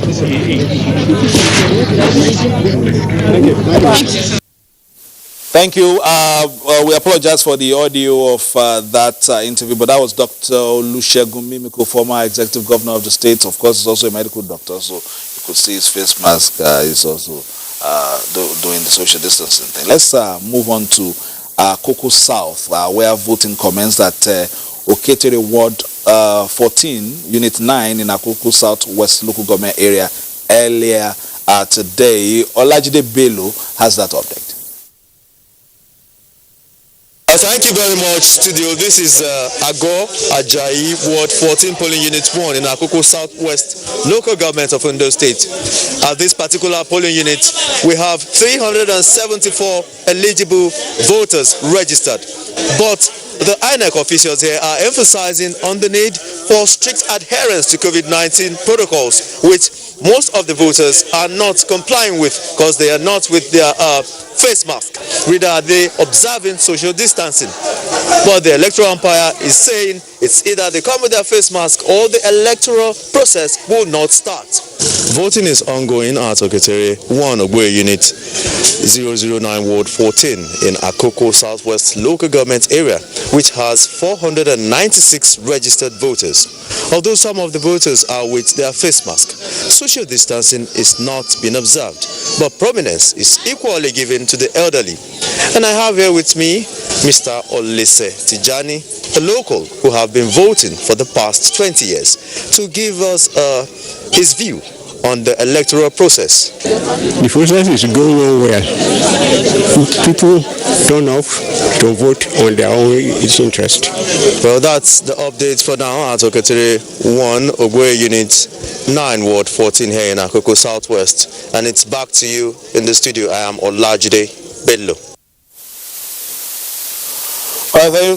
Many thanks for Olajide Bello from Akoko there. It's not, that's considerable distance from Korea. You've gone to the northern part of the state, and we've also gotten reports from Elijah. Of course, earlier in the day, we showed we went to of course to show you the incumbent governor voting, Governor Oluwarotimi Akeredolu, and we also have confirmed that the candidate of the People's Democratic Party, Eyita Jegede, SAN, has also casted his ballot. We'll be bringing you visuals, as well as the Deputy Governor, Agbola Ajayi, from the Southern Senatorial District of the state, has also casted his ballot. We'll be bringing you actualities and visuals very shortly as our reporters are putting them together.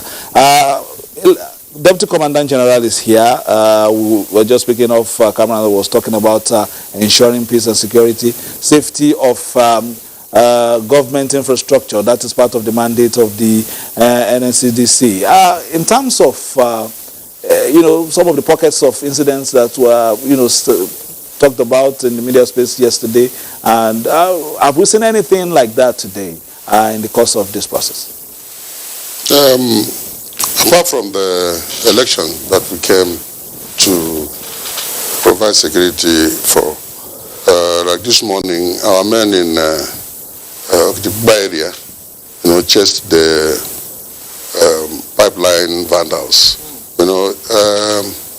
What we see or what we go through with these vandals is not, we rarely come to the press to tell them some of our achievements. We thank God that these days we have firearms. In those days that we don't carry firearms, we were also chasing them. But they reported this morning, and I said they should post more men in that area, because if the pipeline, any of the pipelines is burst open, it will affect the economy of the country. If it affects the economy, it affects everybody. So the protection of critical national assets and infrastructure, that is one of our mandates. We are expanding it by the day. That's why we came with 7,079 men. All of them we did not post to the polling centers and all that. Some we posted to all these critical assets of the government, and the protection of public utilities we have here, because Ondo is rich in almost everything. They even have the forest reserve that the government have asked our agro rangers to be deployed to, because we have a new department that was set up to provide the agro investments in Nigeria, called the agro rangers. These are people you see in khaki type color, carton color, and red here. They are called the agro rangers. So we also posted them to these places. And if some big farm lands that some hard men, threaten go to steal their cow or whatever they have, those our men follow them to the farm from 6 o'clock to the 6 in the evening. So these new things, most of our men we deployed to these areas, and others to the polling centers. What has the report been like so far from the superiors under who you are supervising at this time, in terms of their men and interface with members of the community? Have they been welcoming seeing your men? Always. We live among the people. Civil Defense is a grassroots agency. We live with them, and they know us. We don't have barracks, so we live in the midst of the men. All right, if we can speak with Agatha. Agatha, can you, if Agatha is ready, maybe Agatha can tell us a bit about what is happening in our location in Akure. Agatha, it's over to you.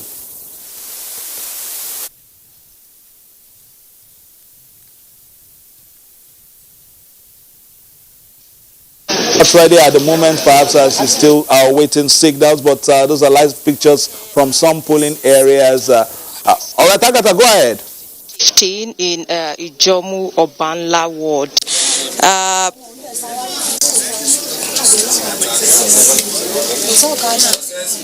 All right, like I said, this is Ijapo High School, Unit 15. It's been, from what what I gathered here from the INEC officers, voting started at exactly 8:30 this morning, and since then it's been peaceful and orderly, and there's been quite a good number of security presence here. Apart from the police, the civil defense, and even immigration officers I saw here. Some men drove in not quite long, about let's say 20 minutes ago. They were not putting on uniform, but from their tags you could tell that they are security officers, just to see what is going on here. And another thing about this ward is that there's a good number of the elderly that have come out here to vote. When they come, they get seats to, okay, I'm just seeing one of them here, sir. Oh, okay, he would not want to. Sir, please, have you voted? Yes, I have. Good afternoon. How are you? What's your name? Engineer John Enaburehan. Okay, can you tell us about the process? I think this time around the process was smooth. It was easy, not too stressful. Maybe because we're elders, but I think it's been very good, very, very procedural. Can you tell me specific how you were treated when you came? Okay, when I came, well, they respected us as elders. Helped us to. Apparently, the pictures and the flyers had been mixed up, but they helped us to locate our numbers.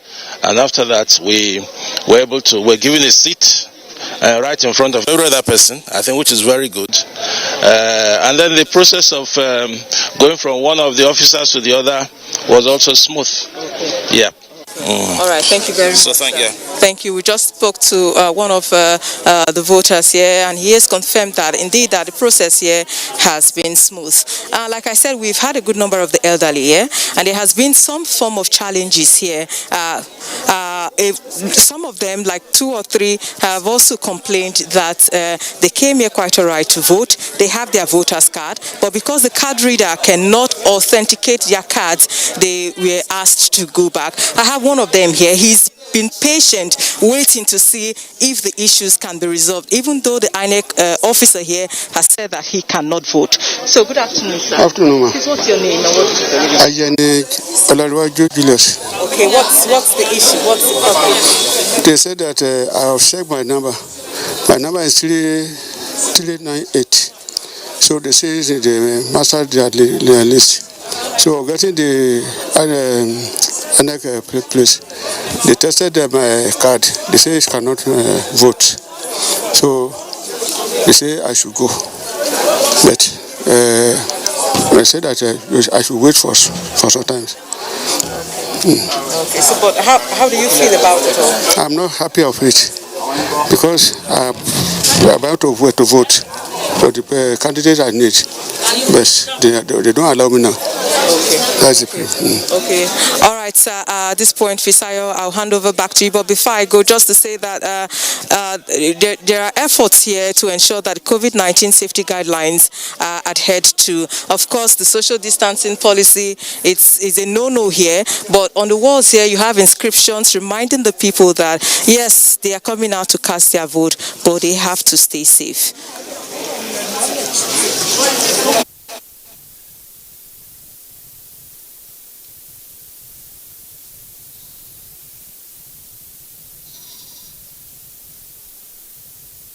And like I said earlier, when you get to the queue, it's not much. The queue is not much anymore. It was longer than this. But when it gets to the turn of the voter, he gets a hand wash, and he's told to move in.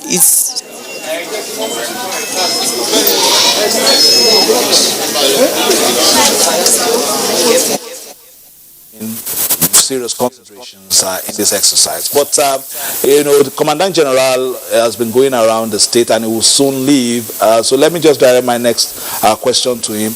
As you continue to monitor the exercise, what will be your word to indigenous of the state, the electorate, the citizens of the state in general, and also your men on the field? Thank you, my brother.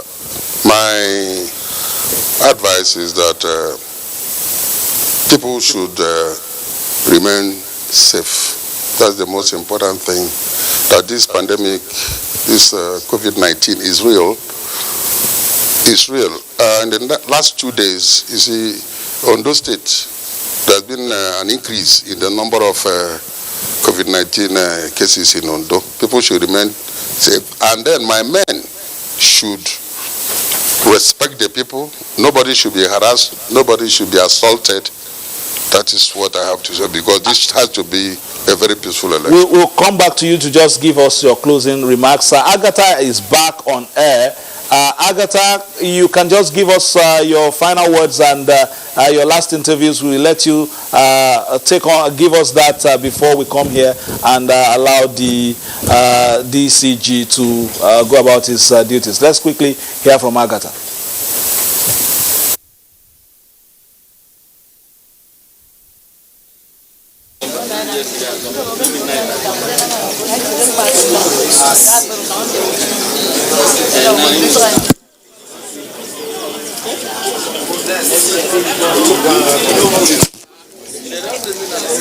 All right, Agatha in Akure is still giving us a situation report, and Fisayo Ogunfuyi in the Akure Ondo Decide studio. We are going to get back to them, but coming back to Abuja at the moment, let's have a reality check. It was cloudy Saturday morning in Akure, the Ondo State capital, but now it's getting to the peak, 28 degrees Celsius in most parts of the Sunshine State. So too is the governorship election holding today across the 18 local government areas of the southwest states.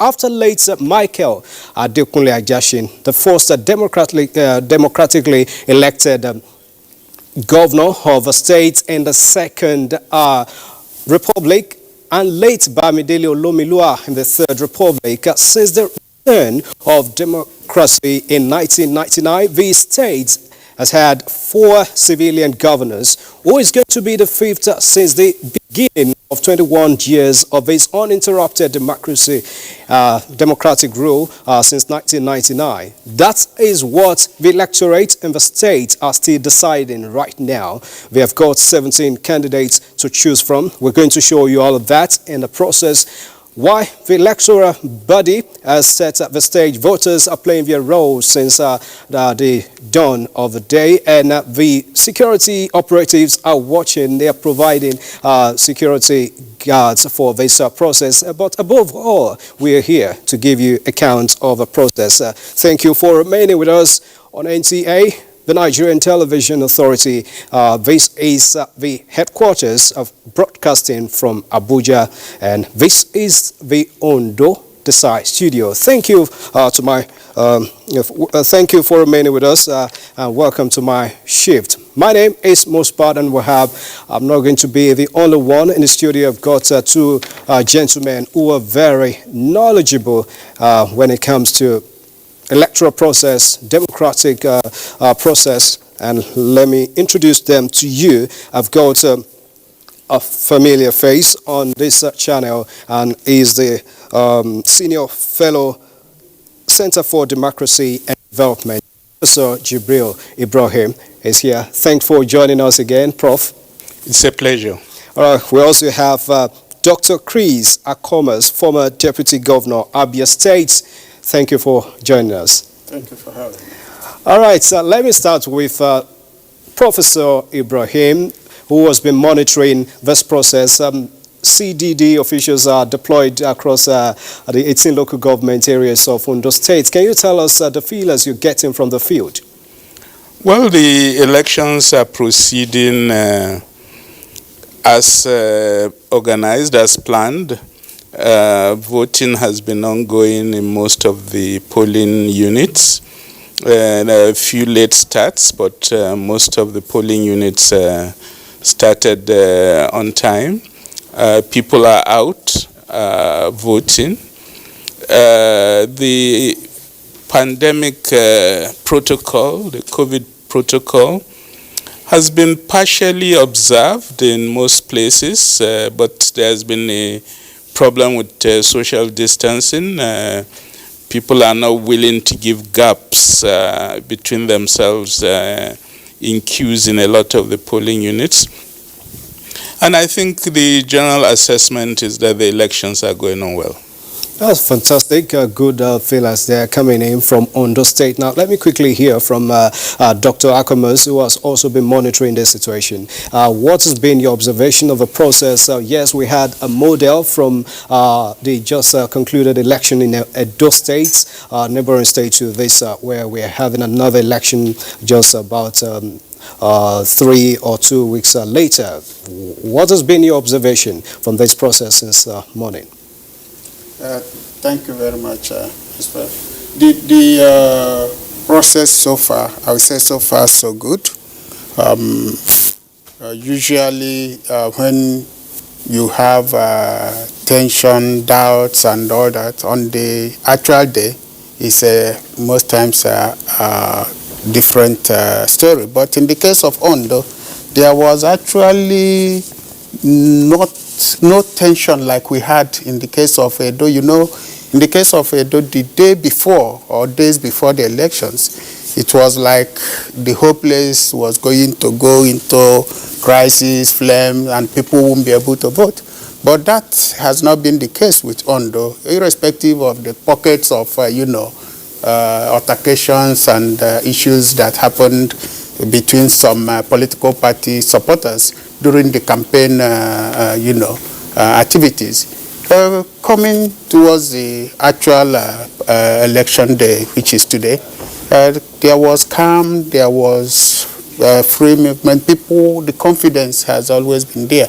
Like I said in another forum, this Ondo is one state that one must appreciate the level of awareness, the people, the level of knowledge. You know, in the past, they've had some very bad experiences, and they have learned to move away from that. And monitoring and watching the process, you can see the voting is ongoing, and it's peaceful, and I believe it's going to end, in a peaceful manner.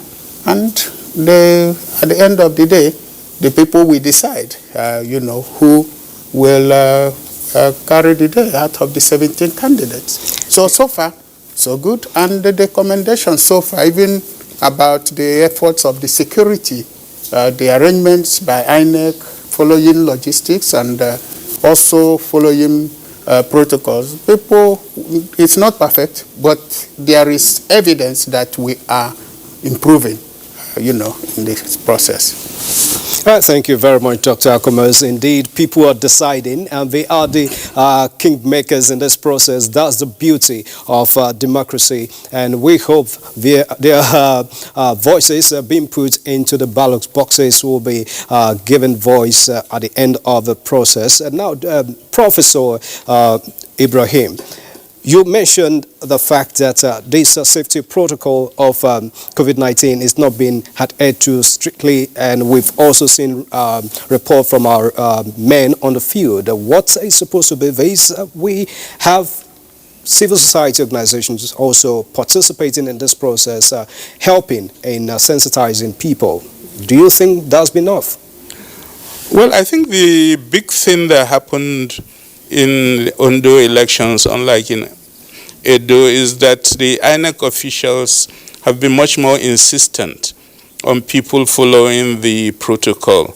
So people are not allowed to go to the polling unit without a face mask. That has been observed in general. And of course, in the voting process, the use of sanitizers after each vote has been observed by a lot of the CDD observers who are working on the elections.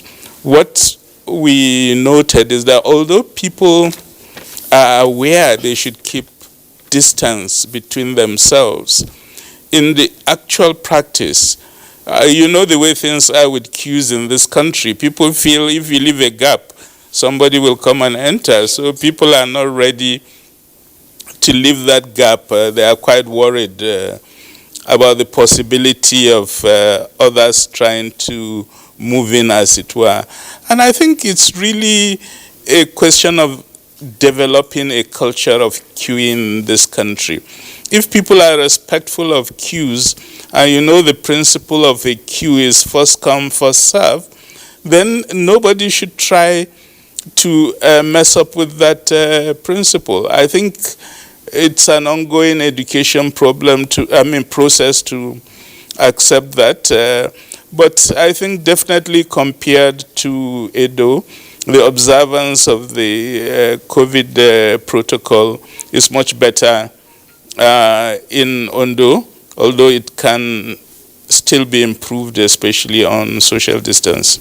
Thank you very much, Prof. Now let's take a bit of data coming from the state, as we have it from the Independent National Electoral Commission, INEC. As of 2016, here is what we had at that time. Registered voters, we had 1.6 million, more than 1.6 million, precisely 1,647,973 registered voters, and accredited voters were 584,997, and valid votes at the end of the day was 551,272, and rejected votes 29,615. The total vote cast then was 580,887, and 4 years later in 2020. Okay, we're going to give you the data coming from 2020 very soon, but we've had this 10% increase from what we had in 2016. It was 1.6 in 2016, but now we have more than 1.8 eligible registered voters in 2020. So, Professor Ibrahim, what do you think has happened in between between 2016 and 2020? We have 10% increase in the number of registered voters. Well, I think that increase is normal. As you know, before every election, INEC gives people who have turned 18 and above an opportunity to register, because they wouldn't have been on the register in the previous elections. Therefore, that opportunity always bumps up the number of votes. But what's important about the figures you are given for 2016 is the wide difference between the total number of voters with PVC and those who actually turned up to vote. Very wide. I think we have been observing for quite some time that the percentage of eligible voters that actually turn out to vote has been relatively low. And this is something we need to understand. What are the reasons for this rather low turnout, and what can we do to give people the confidence to turn out and vote? There are many issues on the agenda. One is that some people feel that their safety may not be guaranteed. In the lead up to this election, there were lots of rumors that thugs are being deployed to disturb the votes. So that may have affected some people's determination to come out. I think it's quite gratifying that that fear, as we can see up till this point, has no basis, and that there has been very little expressions of violence in the elections. And I think there's still an hour and a half for the vote, so people should feel encouraged to use this last remaining period to come out and exercise their mandate. But I think over time we need to study more carefully why is it that the turnout is not as high as the number of people who are registered and have collected their PVCs. Thank you very much, Professor Ibrahim. Now, the total votes cast then was 580,887 votes out of 1,647,973 registered voters. That's less than 1/3 of the the registered voters we had in 2016. Dr. Akomas, do you see any improvement now? Yes, we have increase in the number of registered voters by 10%. Do you see any, do you think we're going to have any improvement in the number of people who will actually participate in the process? Thank you very much. You see, if you have followed the Ondo electoral process over the years, I think in 2011 it was about 32% actual accredited voters and those that voted. Then in 2016, as you said, it's very clear there, just about between that 30 to 35%. I think the highest we've had in Ondo was something like towards 39%. It has never been up to 40%. And then the presidential election in Ondo was about 29%, something like that. So I hope and pray that this time we will have something above 40%. 40%. Talking about increasing the number of voters, that is, understandable and is given. Within the period of 4 years, those that turned 18, you've had 4 sets of people that turned 18, and these people that registered definitely will boost the number. But the issue here, when you look, not just Ondo, nationally, you check the number of registered voters. You have 2-point-something million, like this 1.6 million. And then here we are having, for this record of 2016, 584, just 585,000. And you look at what that means to the total registered voters. And year in, year out, we have this experience. In Edo too, if you looked at the number accredited vis-a-vis the number registered, is also that. So there is something we must figure out that is happening. Why have people registered and such large disparity occurs when it comes to voting? Well, yes, there may be fears of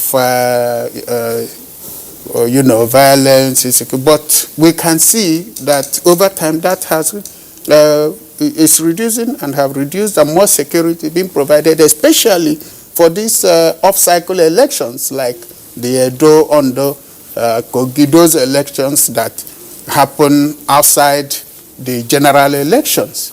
So why are we still having this large gap and disparity? So something is wrong somewhere, and we must find a way. Prof, for those of you that are very active in research now, and with the kind of center you have, I think it's something we have to really look into, working with INEC. Why are we having this consistently? It's not as if there is a reasonable fluctuation. It's consistent all over. So we have to find out what are the problems, what should we do to improve this.